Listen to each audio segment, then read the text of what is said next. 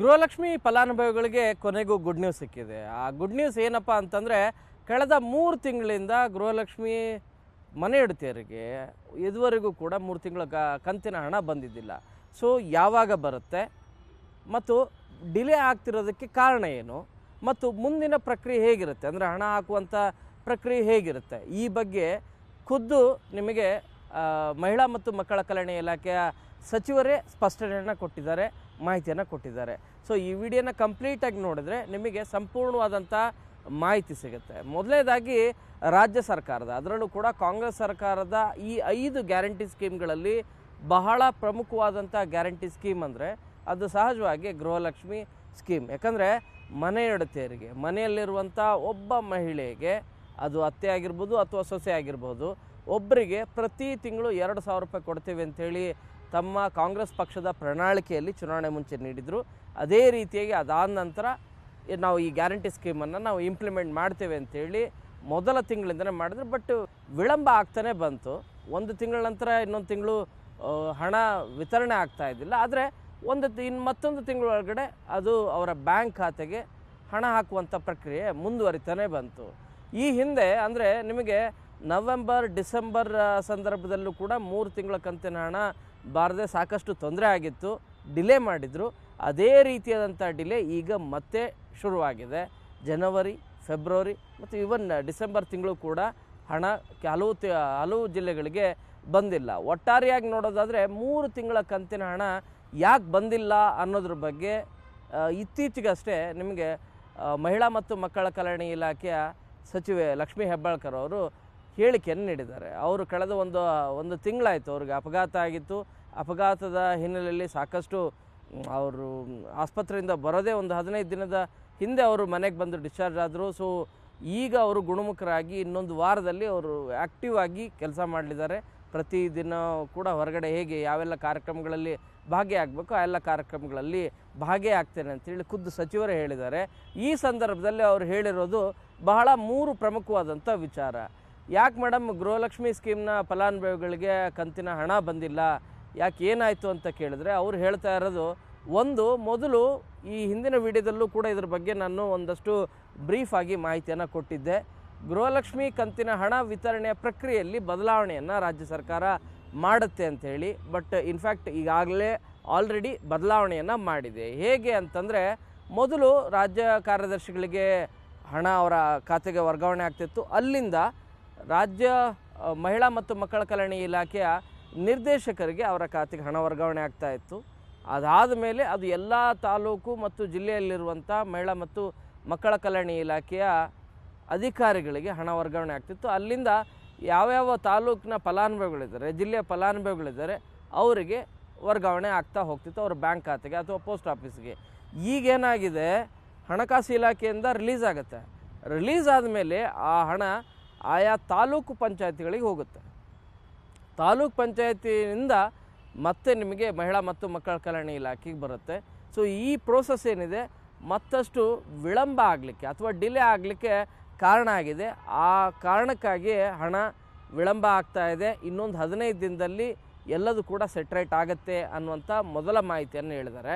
ಎರಡನೇದು ಭಾಳ ಪ್ರಮುಖವಾದಂಥ ಕಾರಣ ಅಂದರೆ, ಇವರು ಪ್ರತಿ ತಿಂಗಳು ಕೂಡ ಇಷ್ಟು 1,20,00,000 ಫಲಾನುಭವಿಗಳಿದ್ದಾರೆ, ಮನೆ ಹೆಂಡತಿಯರಿದ್ದಾರೆ, ಇವ್ರಿಗಿಷ್ಟು ಹಣ ಕೊಡಬೇಕಾಗತ್ತೆ. 2,100 ಕೋಟಿನೋ 2,150 ಕೋಟಿನೋ 2,200 ಕೋಟಿನೋ ಆಗುತ್ತೆ. ಈ ಹಣವನ್ನು ರಿಲೀಸ್ ಮಾಡಿ ಅಂಥೇಳಿ ಫೈನಾನ್ಸ್ ಡಿಪಾರ್ಟ್ಮೆಂಟಿಗೆ ಒಂದು ಪ್ರಪೋಸಲನ್ನು ಅಥವಾ ಒಂದು ಕಡತವನ್ನು ಕಳಿಸ್ಬೇಕು, ಅದಕ್ಕೆ ಓಕೆ ಮಾಡಬೇಕು. ಅದಾದಮೇಲೆ ಹಣ ರಿಲೀಸ್ ಮಾಡಬೇಕು.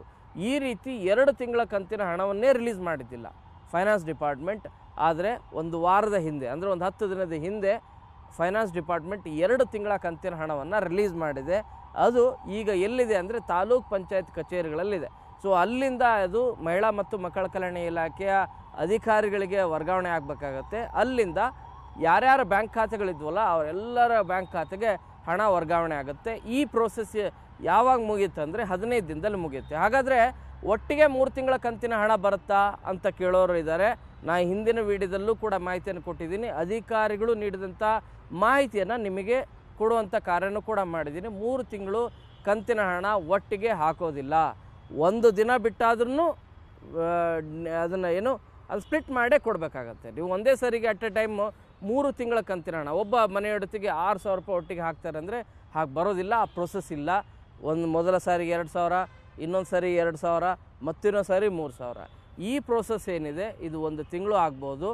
ಮಾರ್ಚ್ ತಿಂಗಳ ಅಂತ್ಯದ ಒಳಗಡೆ ಅಂದರೆ ಇನ್ನೊಂದು ತಿಂಗಳ ಅಂತ್ಯದ ಒಳಗಡೆ 3 ತಿಂಗಳ ಕಂತಿನ ಹಣ, ಕೆಲ ಜಿಲ್ಲೆಗಳಿಗೆ ಡಿಸೆಂಬರ್ ತಿಂಗಳ ಕಂತಿನ ಹಣ ಹೋಗಿದೆ, ಜನವರಿ ತಿಂಗಳ ಕಂತಿನ ಹಣ ಮತ್ತು ಈ ತಿಂಗಳ ಕಂತಿನ ಹಣ, ಇನ್ನೂ ಕೆಲ ಜಿಲ್ಲೆಗಳಿಗೆ ಡಿಸೆಂಬರ್ ಕಂತಿನ ಹಣನೂ ಕೂಡ ಬಂದಿಲ್ಲ, ಇನ್ನು ಕೆಲ ಜಿಲ್ಲೆಗಳಿಗೆ ನವಂಬರ್ ತಿಂಗಳ ಕಂತಿನ ಹಣನೂ ಕೂಡ ಬಂದಿಲ್ಲ.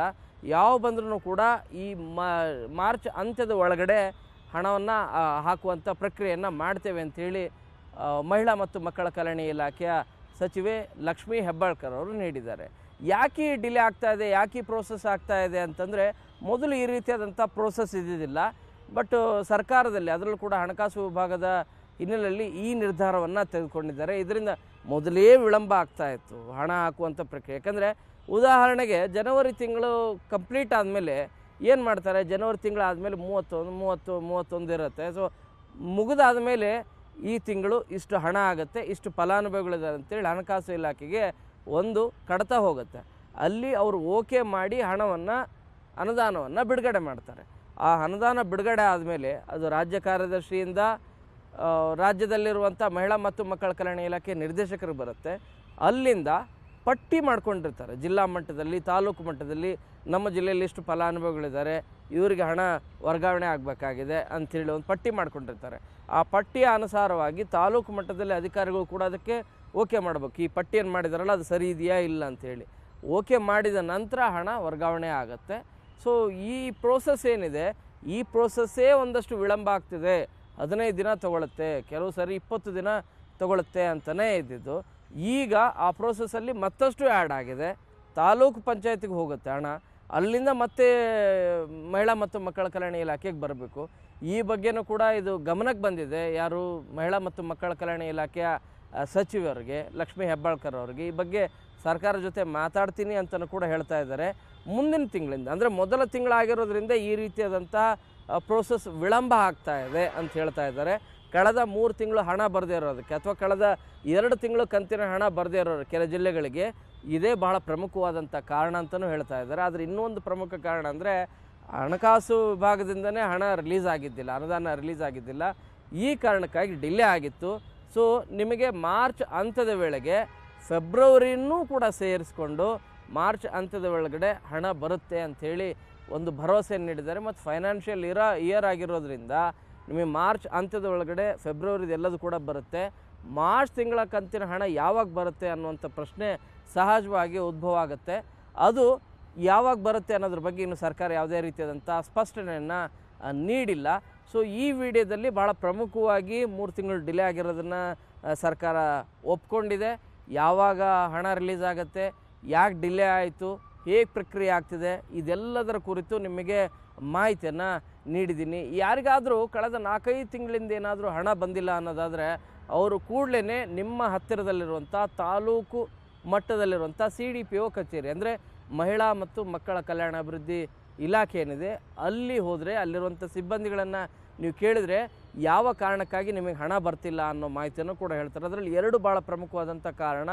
ಯಾಕಂದರೆ ಈ ಹಿಂದೆಯೇ 2 ತಿಂಗಳ ಹಿಂದೆಯೇ ಒಂದಷ್ಟು ಪಟ್ಟಿಯನ್ನು ಡಿಲೀಟ್ ಮಾಡುವಂಥ ಕಾರ್ಯ ಮಾಡ್ತಾಯಿದ್ರು. ಯಾವುದು ಅಂದರೆ ಒಂದು GST ಇದ್ದರೆ, 2ನೇದು ಇನ್ಕಮ್ ಟ್ಯಾಕ್ಸ್ ಇದ್ದರೆ, 3ನೇದು ಇನ್ನೂ ಒಂದು ಭಾಳ ಪ್ರಮುಖ ಅಂದರೆ ಸರ್ಕಾರಿ ನೌಕರರಿದ್ದರೆ. ಇಷ್ಟು ಏನಾದರೂ ನೀವು ವರ್ಗದಲ್ಲಿದ್ದರೆ ಅವರನ್ನು ಈ ಫಲಾನುಭವಿ ಪಟ್ಟಿಯಿಂದ ಹೊರಗಿಡುವಂಥ ಕಾರ್ಯನೂ ಕೂಡ ಆಗ್ತಾಯಿದೆ. ಇದು ನಿಮಗೆ ಮಾಹಿತಿ ಇಷ್ಟ ಆಗಿದೆ ಅಂತ ಹೇಳಿ ಭಾವಿಸ್ತೀನಿ. ಕ್ಯಾಮ್ರಾ ಪರ್ಸನ್ ಎಡ್ವಿನ್ ಜೊತೆ ಶರಣು ಹಂಪಿ, ನ್ಯೂಸ್ 18.